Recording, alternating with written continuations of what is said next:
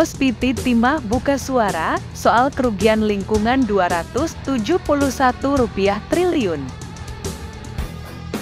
Kasus korupsi tata niaga Timah Wilayah Izin Usaha Pertambangan, IUP, PT Timah Tibikep tahun 2015-2022 bikin heboh publik. Apalagi kasus ini sampai membelit suami artis Sandra Dewi, Harvey Mois, dan Krazirik Pantai Indah Kapuk, Pik, Helena Lim.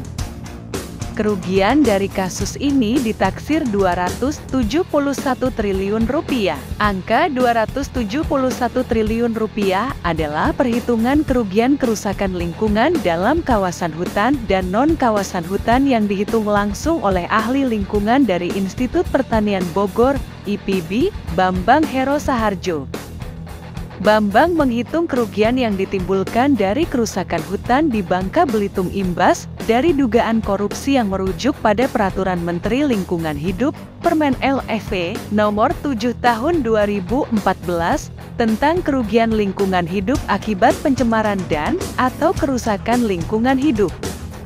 Peraturan Menteri Lingkungan Hidup Permen LA Nomor 7 Tahun 2014 itu berisi tentang kerugian lingkungan hidup akibat pencemaran dan/atau kerusakan lingkungan hidup. Direktur Utama, Dirut, PT Timah Tbk Ahmad Dhani Firsal menyatakan pihaknya tak mau menilai soal angka potensi kerugian itu memang layak dan sesuai atau tidak. Menurutnya, perhitungan itu diberikan ke ahli lingkungan. Kalau itu kan ranah ahli lingkungan ya, kita tak bisa mengartikan atau mengcounter atau apapun karena itu diumumkan tenaga ahli. Ahli di bidangnya lah, kami kan bukan ahli di bidangnya ya, ujar Ahmad di Gedung DPR, Jakarta Pusat, Selasa, 2 April 2024. Pihaknya sendiri juga melakukan perhitungan sendiri secara internal soal kerugian yang terjadi dari kasus ini. Pihaknya sedang mendalami kontrak-kontrak kerjasama yang sudah ada. Itu kita investigasi juga ke dalam, seperti apa yang terjadi selama 5 tahun lalu. Kita dalami, kita investigasi internal, kontrak-kontrak dan kerjasama yang udah ada. Ahmad melanjutkan soal dugaan tambang ilegal yang terjadi di IUPT Timah. Menurutnya memang ada beberapa praktik itu terjadi. Timah kan nggak ada yang ilegal, cuma dasarnya, pengambilannya.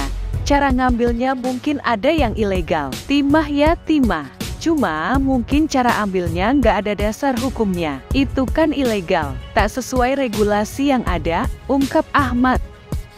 Praktik penambangan ilegal sendiri bukan cuma terjadi di dalam IUPT Timah saja, namun juga ada beberapa di luar IUP. Bahkan, ada juga yang di kawasan terlarang.